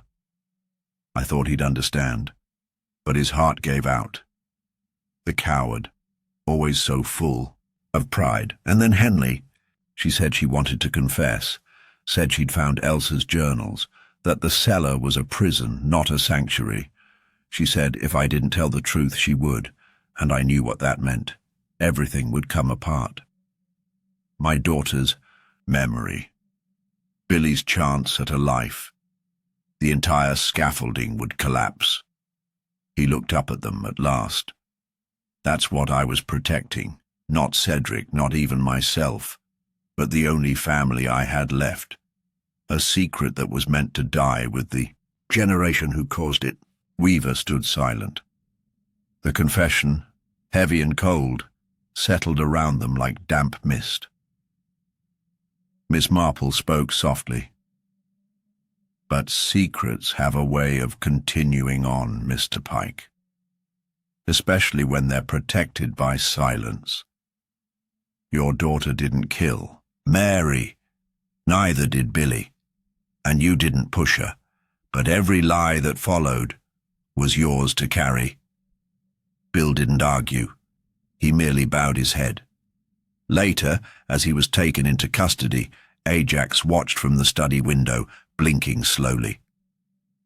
He gave no commentary this time, no mimicry, just the quiet rustling of feathers, as if he too understood that the performance was over. Back at the house, Miss Marple sat once more in the parlour, where the fire had been relit. Dora brought tea without speaking. The rain had stopped, and the sun now pushed timid rays through the parted curtains. Weaver joined her. So that's it then. It started with pride and ended in fear. She nodded. Most things do, in the end. Pride led Cedric to discard a girl who loved him. Fear kept Bill loyal to a legacy that never deserved it. And in between, a lot of good people were broken. Weaver leaned back, exhaling. Still can't believe it was him, all this time. He never looked capable of any of it. Miss Marple gave a small, tired smile. Monsters rarely do, Sergeant. That's why they get away with it. The clouds parted slowly over Limstock, revealing a sky not quite blue but beginning to clear, as if the weather itself had held its breath for the final reckoning. Inside the Blackwell estate, the air was oddly still. Ajax had gone quiet. Dora moved about gently, almost reverently, as if disturbed by the absence of something invisible yet ever-present. Though Bill Pike had been taken into custody, there remained an unsettled sense that the tale hadn't reached its final page. Miss Marple, alone in the attic study once more, stood facing the desk where Cedric had written his final incomplete letter. Her eyes trailed over the indentation left in the paper, the last unfinished word. Watching from the... he hadn't meant the window. He'd meant the shadows. Someone had always been watching, and someone was still here. Weaver joined her just as the clock struck 11. His boots echoed in the narrow space, but Miss Marple didn't turn. "I've been thinking," she said calmly. "Bill did everything he said he did, but one piece still doesn't fit." Weaver came closer. "Which part?" "The first murder. Mary. Eldridge. He claims she fell, that Cedric may have pushed her. But when we found Jane Henley's body, it was staged, clean, calculated. And when Cedric died, if Bill was simply frightening him, why make sure the door was locked from the inside? Why play the record? Why make it theatrical?" Weaver's brow furrowed. "You think someone else finished the job?" She turned to face him. "I think Bill Pike was used, just as Cedric used him, just as Henley did. I think there's been someone else behind all of this. Someone even Bill didn't suspect." Weaver sat on the edge of the desk. "And you know who?" "I have a theory, but I need to see if they'll show themselves when it counts." He tilted his head. "You've laid a trap," she nodded once. "The only kind that works. The kind made of truth." They waited. The house remained still for almost an hour. Then footsteps echoed from the front corridor. Not hurried, measured. A knock came at the study door. "Come in," Miss Marple said, her tone warm. The door opened, and Elsa Blackwell stepped inside. Weaver stood instinctively, but she raised a gloved hand. "I know what you're thinking," she said quietly, "but I didn't come to hide. I came to tell you the rest. Miss Marple gestured to the seat near the fireplace. Then please, sit. Elsa sat down gracefully, her coat still damp from outside, eyes shadowed but clear. She looked thinner than before, more fragile, but there was a steady composure in her posture, not the wild-eyed anxiety Dora had once described, nor the timidity of someone long hidden. This woman was calm, controlled. "I heard about Bill," she said. "I suppose it had to end that way. He did what he thought he had to, that's what. They all did." "And what did you do, Mrs. Blackwell?" Miss Marple asked gently. Elsa's eyes didn't flinch. "I survived. You disappeared for 20 years. "No," she corrected. "I was made to disappear." Weaver's eyes narrowed. "By Cedric?" She gave a sad smile. "He told everyone I'd gone abroad, that I needed rest. What he didn't say was that I'd tried to leave him, that I'd discovered the truth about Mary, about Jane, about his threats. He said if I ever told anyone, he'd destroy them all, so I stayed, hidden, silent. And when he started speaking again, I warned him, told him that if he tried to rewrite history in his favor, I'd come forward, tell everything. So he died," Miss Marple said softly. Elsa looked up. "Not by my hand. But you were there that night." "Yes." "I stood behind the door while he played the record. He was rehearsing, pretending, saying things for the bird, trying to frame Billy, trying to make the whole thing a morality play with him as the misunderstood soul. I saw him clutch his chest. He dropped. I didn't move. I let him fall. Does that make me a killer? No," Miss Marple said, "but it means you were ready." Elsa nodded once. "I'd lived in that cellar long enough." "But what about Jane?" Weaver asked. "You were gone when she died." "I had no idea. I was on the train to London. I planned to meet Cedric's solicitor, Barton. I thought I could force him to tell the truth about the will. But he never arrived." Miss Marple's voice was low. "He was murdered." Elsa exhaled slowly. "Then someone else still had more to lose." "And that's why you came back," Miss Marple said. Elsa hesitated, then nodded. "Yes, because I think I know who it is." The door creaked again. They all turned. Dora stood in the frame, pale, quiet, not shaking, but tense. "You know, don't you?" she asked Miss Marple. The old woman's gaze never left hers. "Yes, my dear, I do." Dora stepped forward, slowly closing the door behind her. "I didn't mean for any of it. I just wanted Billy to be safe. I did everything. For him. Hid the letters, burned the pages, moved the recording. I was the one who told Barton to meet me, not Elsa." Weaver stood. "You killed Barton." "He recognized me," she whispered. "Said he knew who I was, that if I didn't disappear again, he'd expose me. So I lured him near the river, pushed him into the water. I didn't check if he was breathing. I just ran." Elsa stood slowly. "Dora, what are you saying?" "I'm not just the maid, Mrs. Blackwell," Dora said softly. "My mother was Mary Eldridge's younger sister. I grew up hearing the story of what happened here. I came to Limstock to find out why it was all buried." Miss Marple's voice, even now, remained kind. "And when you realized Billy was Cedric's grandson, I wanted to protect him from all of it. I thought I could rewrite the ending.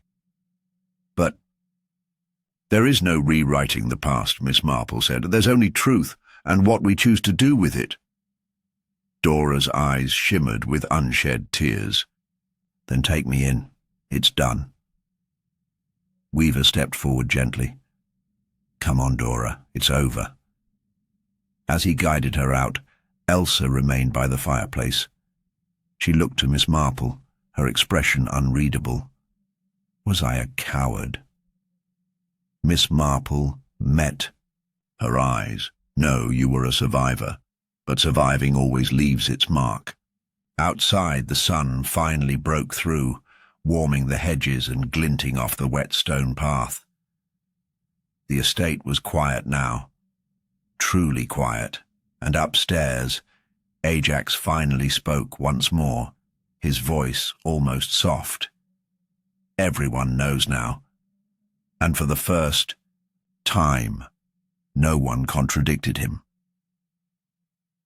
The sun hung lower now, streaking amber light through the Blackwell estate's tall windows, casting long shadows across the floorboards like echoes of what had been buried and recently unearthed. A calm had settled after Dora's confession, a quiet finality that suggested the nightmare had run its course. Bill Pike was in custody. Dora had confessed to her part. Barton was dead, and Cedric's cruel legacy had finally fractured under the weight of truth. But as Miss Marple sat quietly in the parlour with a fresh cup of tea cooling in her hands, something continued to scratch at her thoughts. It was not doubt exactly, but the disquieting sense that the story's ending had arrived too neatly. Sergeant Weaver entered quietly. "Elsa's gone back to the vicarage to rest. Dora's been transferred to the station. No resistance." He paused. "Seems settled now." "Yes," Miss Marple murmured. "Almost too settled." Weaver frowned. "You're not satisfied?"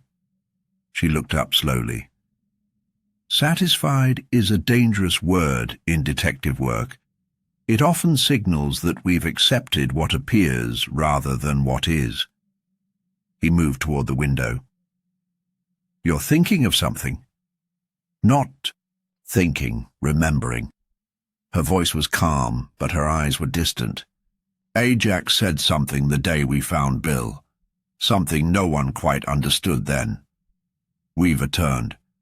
"The bit about just like the quarry?" "No, after that. When he mimicked Cedric's voice. Bill, not again, no." Weaver folded his arms. "You thought it was Cedric panicking?" "Yes, but I've been listening to the tone in my head all day. It wasn't panic. It was shock. Almost betrayal." He frowned. "You think someone else was in the room?" "I think Bill wasn't alone when Cedric died." Weaver hesitated. "But Dora, she confessed to tampering with the scene, with the recordings. She never claimed to be present when Cedric died, only that she exploited what she found. That leaves a gap, a crucial one." Weaver slowly sat. "Then who was?" Miss Marple placed her cup down, her voice a whisper. "Elsa."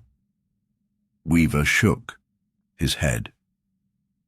"She said she was hiding. She said she didn't intervene, that she watched him die."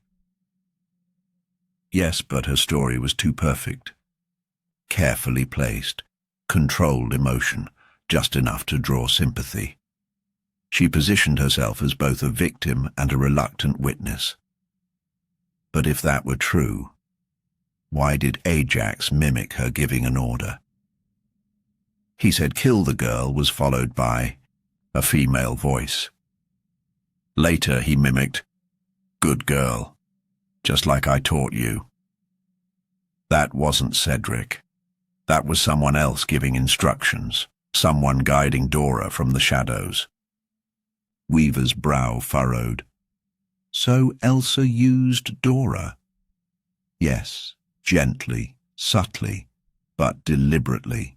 She knew Dora's connection to Mary, knew her anger and her loyalty.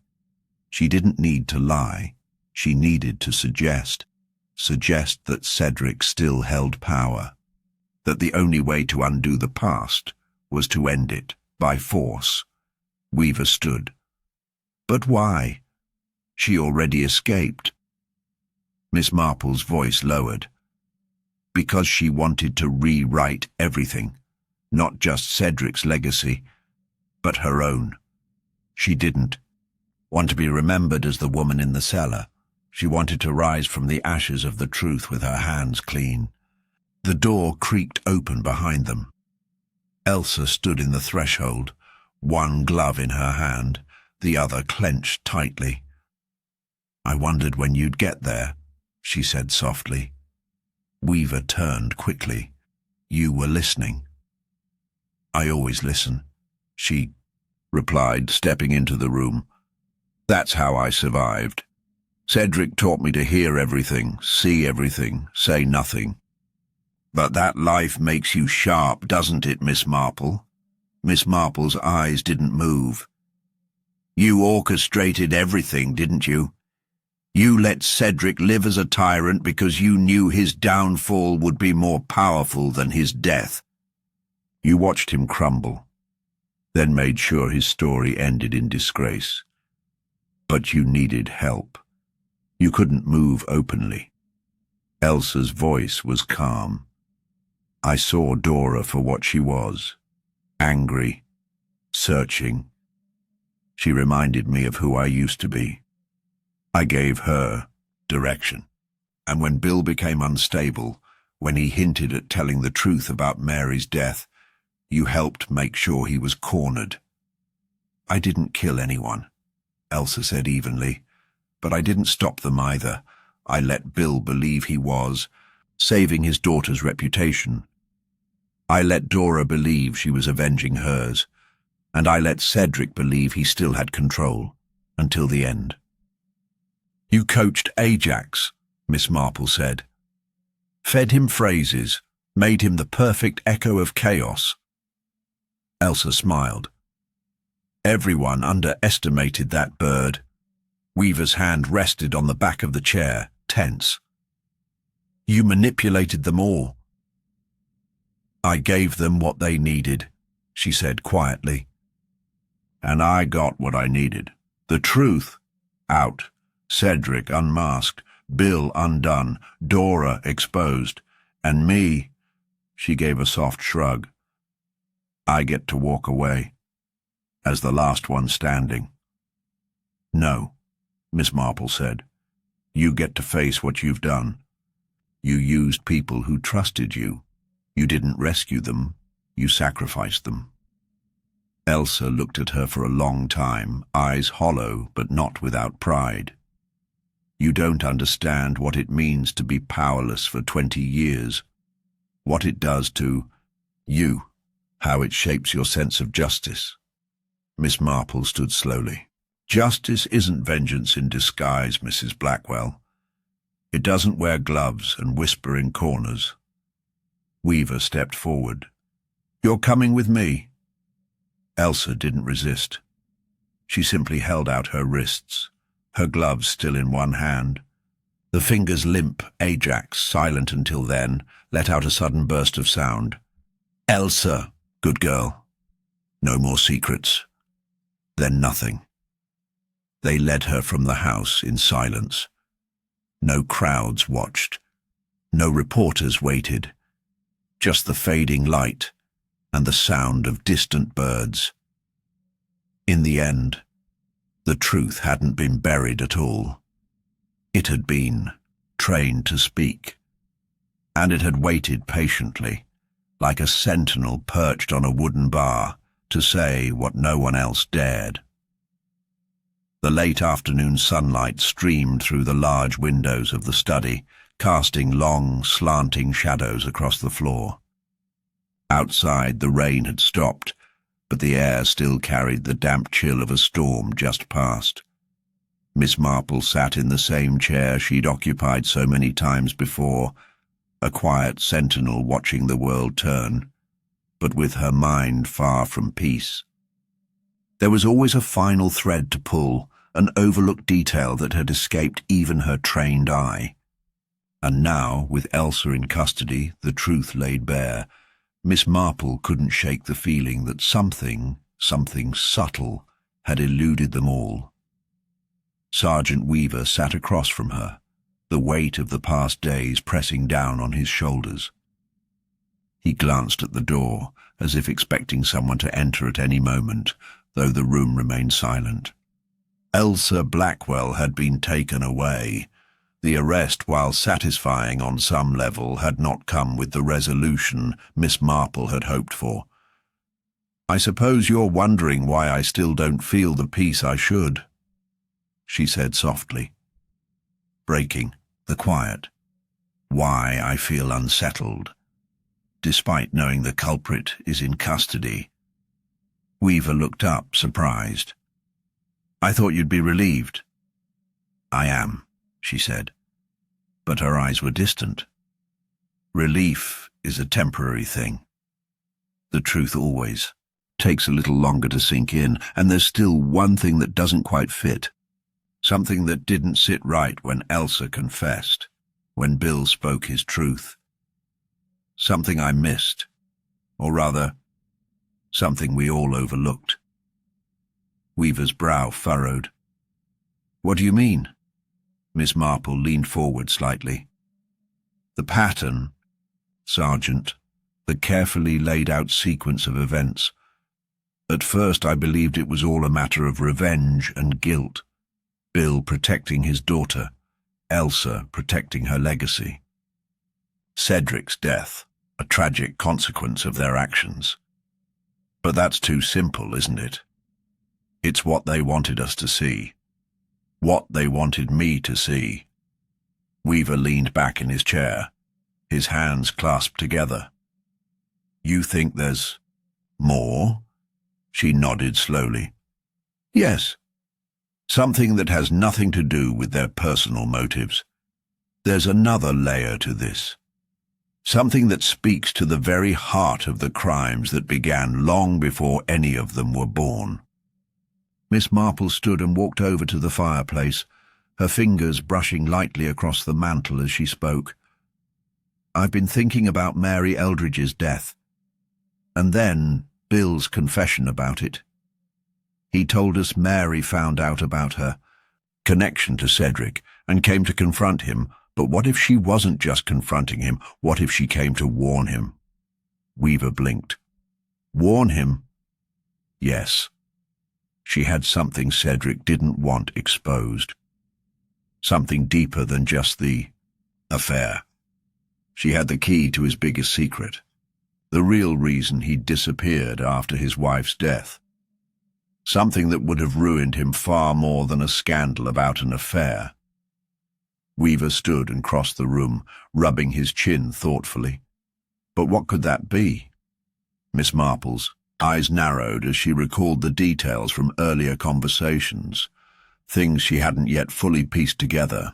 When Cedric told us about the quarry, he mentioned hearing screams. But he didn't say what happened after. He didn't explain why Mary was there or why she was so determined to confront him. I've been over this again and again in my mind, and I think I've finally uncovered the missing piece." She turned and met Weaver's gaze. Mary Eldridge had evidence, not just about the affair, but about a deal Cedric made many years ago, a deal with someone who wanted to control him. And it was that deal, not his affair, that would have destroyed him. Weaver's face stiffened. "Who?" Miss Marple took a deep breath.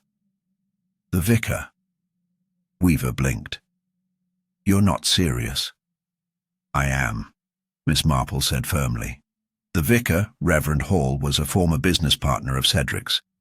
In the years before he became a priest, he was deeply involved in Cedric's financial dealings. Cedric was in debt to him, desperately so. And it wasn't just money. It was about control. The vicar had information on Cedric that would have ruined him. Things far worse than an affair. She paused for a moment, letting the realization sink in. The vicar's church was always more than it appeared to be, a front for laundering money, hiding assets. Cedric had been the muscle behind it all, but when things went wrong, the vicar saw his chance. He blackmailed Cedric with the knowledge of his dealings, forcing him into silence. Weaver was silent for a long moment. But Mary, she knew this? Exactly. And when she found out, she went to Cedric. She threatened to expose the truth. She wasn't just there to confront him about a betrayal. She had something more dangerous. She had the vicar's leverage over Cedric. And Cedric, in his panic, made sure she never left that quarry.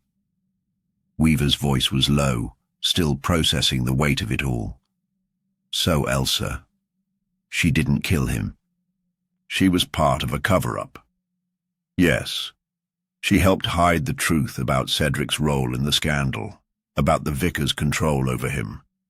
She buried it all under layers of lies and manipulation. And the others? Weaver asked, his voice hardening. Bill? Dora? They were part of the final cleanup, Miss Marple said. Bill thought he was protecting his daughter, keeping her away from the truth.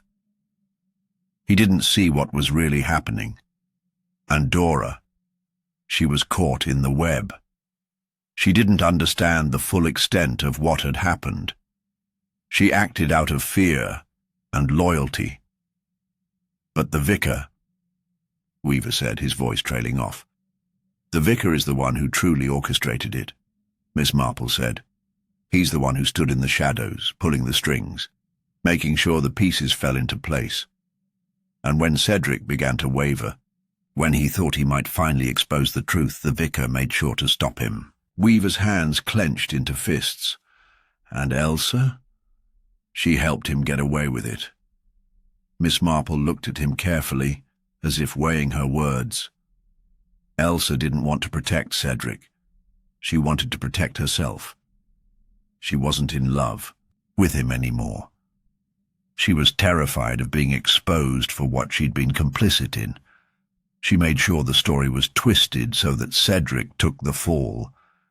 She didn't mind letting him die, because she'd already died a long time ago, in her own way. Weaver stood motionless for a long time, the weight of the realization sinking in. And now we know the truth. The vicar's still free. Miss Marple nodded, her eyes sharp and steady. Yes, but not for long. Weaver looked at her, confused. What do you mean? She turned back toward the window, the light from the setting sun flickering in the distance. The vicar may have thought he could escape, but he underestimated one thing. She glanced back at him, her face serene. He underestimated the truth. And as Miss Marple stood there, gazing out at the horizon, she knew that the last puzzle piece was in motion.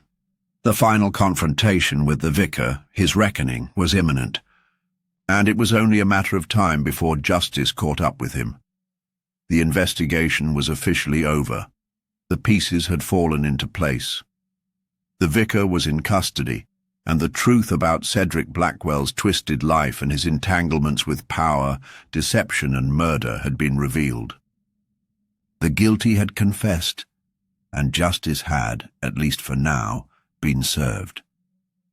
But as Miss Marple stood at the threshold of the Blackwell estate, watching the rain begin to fall again, a lingering sense of unease clung to her, a nagging feeling that perhaps the final chapter had not quite turned. The door clicked shut behind her as she stepped outside into the cool evening air. The faintest trace of fog hung low across the garden, and the distant hills seemed to melt into the haze. The quiet, the calm was so complete it was almost eerie. Weaver, walking beside her, glanced at her with a puzzled expression. "You've been quiet since we got the news about the vicar. It's all over, isn't it?" he asked, his voice carrying a note of finality. "Perhaps," Miss Marple replied, her tone thoughtful but not entirely convinced. She paused for a moment, surveying the house one last time. But it's rare for a mystery to be as clear-cut as we'd like it to be. There's always something just out of reach, something left unsaid.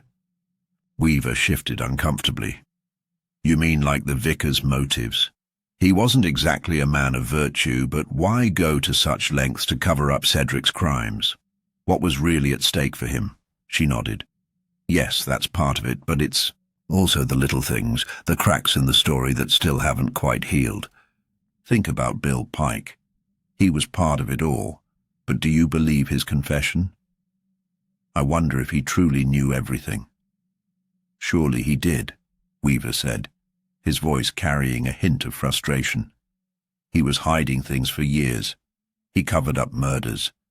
He protected Dora. He knew the truth about Mary's death. Miss Marple's eyes narrowed. He did, yes. But did he know everything? Or was he kept in the dark about parts of the plan? Was he merely the caretaker, the one who was manipulated into doing what others told him, thinking he was protecting his family? I suspect there's more to him than we were led to believe. He was no saint, but I believe he wasn't the mastermind. Weaver frowned, his mind clearly turning over the possibilities. So you think someone else was in charge of it all? Someone who never even got their hands dirty? Miss Marple didn't answer immediately. She walked a few steps toward the garden, her gaze distant. The steady sound of rain against the earth filled the silence. The true mastermind, she said finally, her voice low, has always been right in front of us. Someone whose name we never even considered, until now. Weaver stopped walking, his eyes wide. But who? Miss Marple looked back at him, her face unreadable. I'm not sure yet, but I've been thinking about one detail, something small, a detail that didn't add up when we first heard it. She turned, leading him back to the front door. When we examined the house, we focused so much on Cedric's control, on Elsa's manipulation, on Bill's guilt, that we overlooked one thing, something in plain sight. Yet we never thought to ask the right questions. Weaver was listening now, his attention fully on her. What was it? The vicar, she said slowly, didn't just know about Cedric's dealings. He didn't just control the money, the assets, and the secrets of the estate. He was far more than a partner in crime. He was an observer, a witness to the entire family's decay. And if I'm right, he was not the one who started this web of lies. Weaver blinked, trying to follow her. You think someone else started it all? Yes, Miss Marple said, her eyes sharp. Someone who was never mentioned, someone who we've ignored because they were never present, someone who left no direct evidence, no obvious trail to follow. Weaver's mind raced. But who could that be? She paused, her fingers brushing the doorknob as if she were momentarily lost in thought. Then she turned to him, her eyes piercing. Mary Eldridge. Weaver froze. Mary? But she's dead. She didn't just find out about Cedric's affair. She didn't just stumble into his secret dealings. She was clever. She had access to everything. She knew more than she ever let on. And she kept quiet for a reason. He shook his head. But Mary, she wasn't the mastermind. She was a victim. Not entirely, Miss Marple said quietly. She was a victim in the traditional sense, yes, but she also had something no one else did, something no one ever considered. Mary was the key. She knew the truth about the family's darkest secret, and when she died, It left a hole in the story that others have been trying to fill. But what if she didn't die by accident? What if she had been silenced for something even bigger than her discovery of the affair? Weaver stood speechless, his mind spinning. So you think Mary was killed because of more than just an affair? She was involved in something deeper? I do, Miss Marple said softly. And I think that's the missing link, the final piece we've all overlooked. The truth about the Blackwells, about Elsa, about Cedric, about everyone involved, doesn't end with them. It ends with Mary. She stepped back into the house, her fingers still pressed against the cool doorframe. I believe Mary Eldridge had a hand in what happened to the Blackwells, whether by design or by consequence. And if we dig deeper into her life, into her connections, we might just uncover something else that's been hidden in plain sight all along. Weaver stood still for a moment, digesting her words. Slowly his expression shifted from confusion to realization. Mary, he said slowly.